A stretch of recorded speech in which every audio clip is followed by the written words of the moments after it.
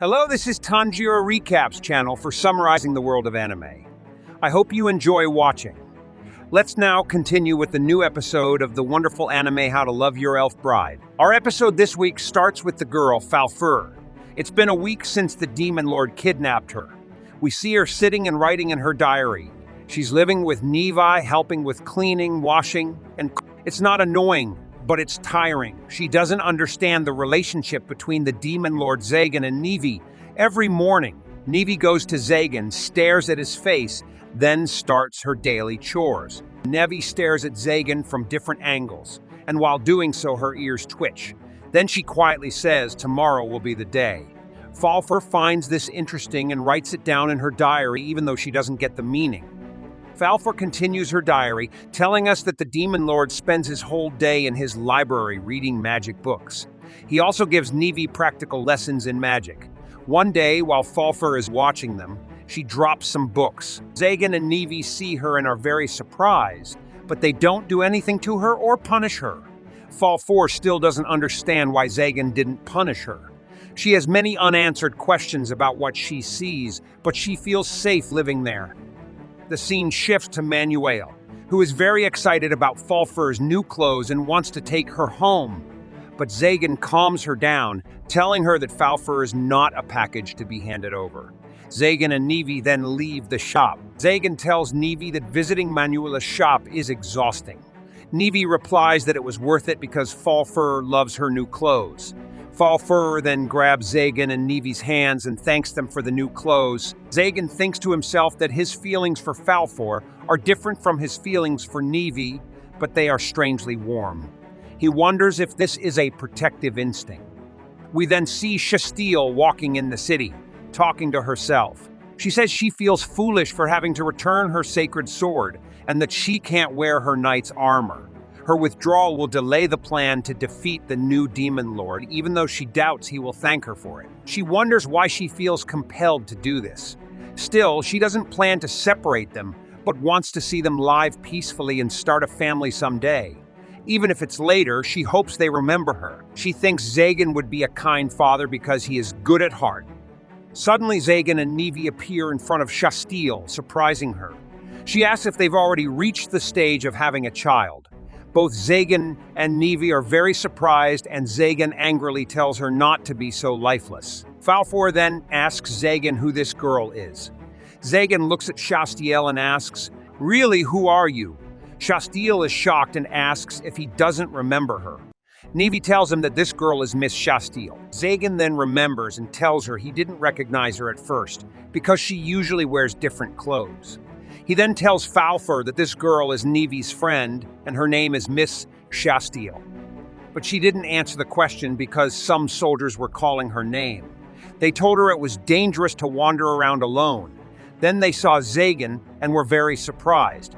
Zagan thought to himself, "Here come the three blue idiots." They asked him, "What were you doing to Miss Chastel?" He replied, "Nothing, I didn't do anything." At that moment, Falfur's hand transformed into a large dragon hand with huge claws. Zagan signaled her to stop, saying if they fought, everyone in the city would be scared. The soldiers surrounded Miss Chastel and told her, "Come with us. Cardinal Clavule is summoning you immediately." Then they took her away. Nevi talked to Zagan, asking him, "Do you think Miss Chastel will be okay?" He replied, "I don't know, but it seems she has a lot of support and other people she can rely on.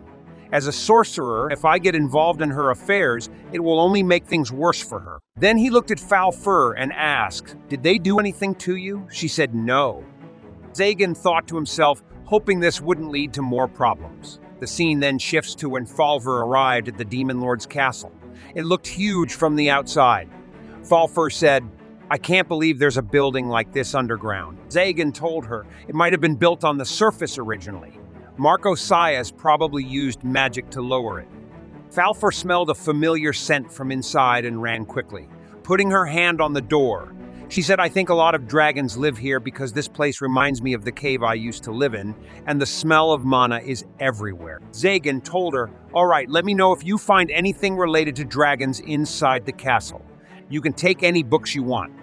Zagan used his magical power with his hand to open the door. They walked inside, and Nevi was very scared.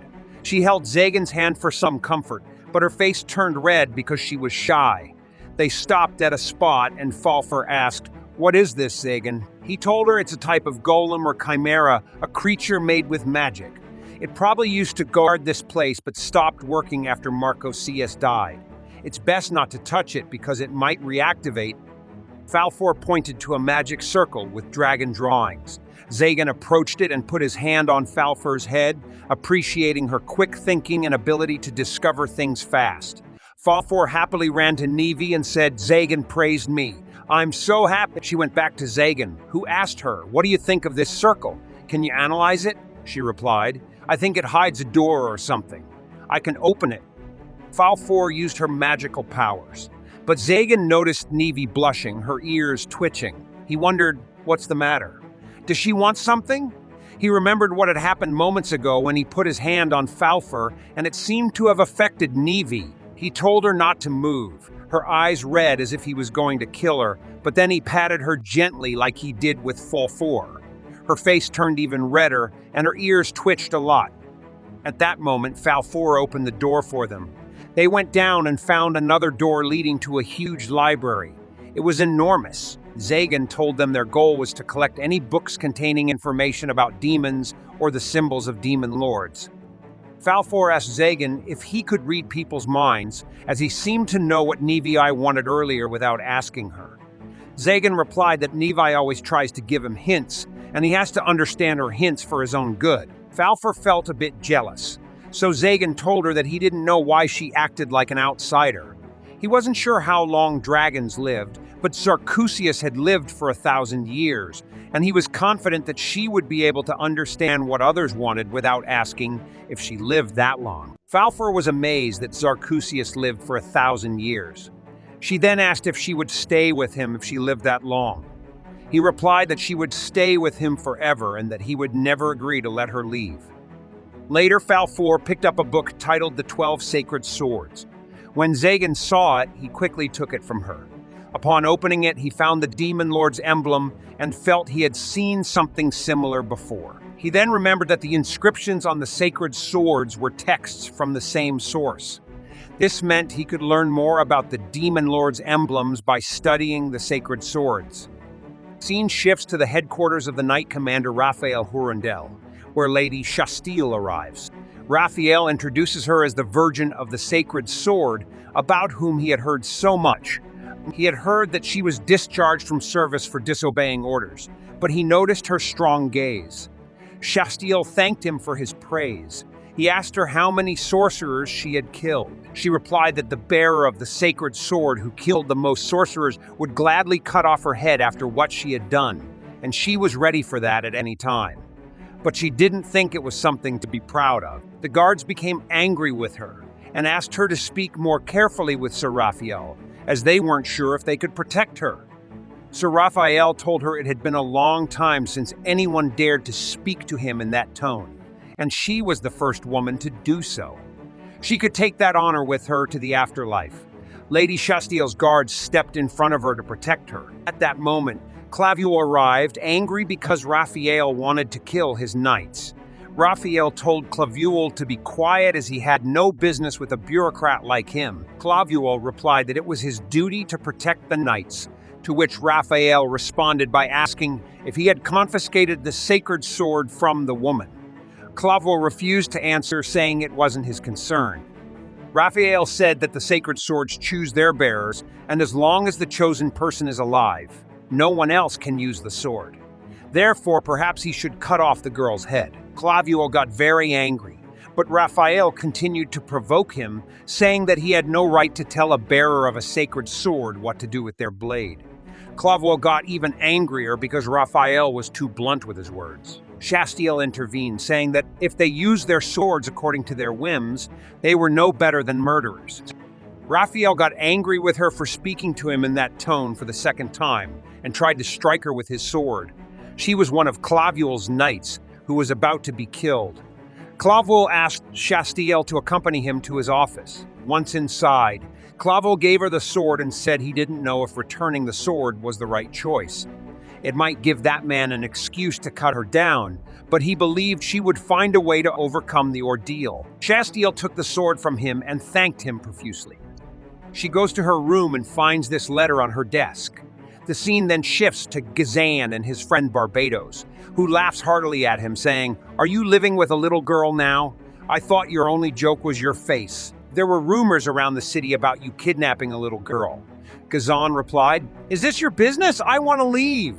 But Barbados grabs him, saying, "Don't be sad. I'll treat you to a drink, my friend." He then asks about the little girl. "Have you taken her as your second student?"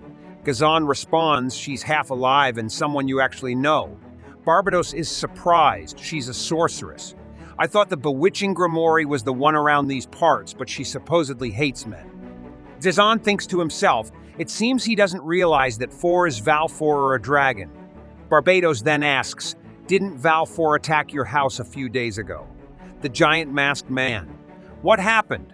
"There are rumors that say he's a dragon who can create strong catalysts from his corpse." Zagan replies, "Let's forget about Valfor and talk about the girl you took. Who is she?" Zagan says, "It's hard to explain, but you could say I adopted her." Barbados mocks and laughs at him. Zagan retorts, "Enough joking, let's get to the main point." Barbados tells him, "The church has sent a big troublemaker. I thought I'd let you know. The witch hunter Raphael has killed 499 witches so far, the most terrifying wielder of sacred swords and the killer of the largest number of targets, and he chose you to be the lucky number 500. Zagan says, "Can one person kill all those witches even with a sacred sword?" and is astonished when he learns that he ate a dragon. Zagan remembers when Clan For said, "Humans believe eating dragon meat will make them stronger. A sorcerer needs a reason to hate church knights." Barbados tells him, "The church does not approve of eating dragons, so this is unconfirmed information. Let's say I'm trying to make it up to you for that day, and I thought getting closer to you rather than trying to kill you would be better for me." Then Zagan asks, "What do you want?" Barbados replies, hosting Marchosias, "Why don't you let me handle it for you? It's not like you can handle it alone." Zagan refuses, "Because you will hide anything you don't want me to see. I'll give you some sorcery volumes, but I'll choose the books I want." Then a knight enters at the same time. Zagan asks Barbados about him and what he looks like. Barbados tells him he is very large despite his old age and has a huge scar running from his forehead to the left side of his face, said to be caused by a dragon. Zagan replies, "I have seen someone who matches your description." Suddenly the giant knight appears behind them, and they turn to look and are very frightened. Then a beam of light shoots from the knight's eye. Thus, today's episode ends. Stay tuned for the next episodes, and don't forget to subscribe and activate the notification bell so you don't miss anything new.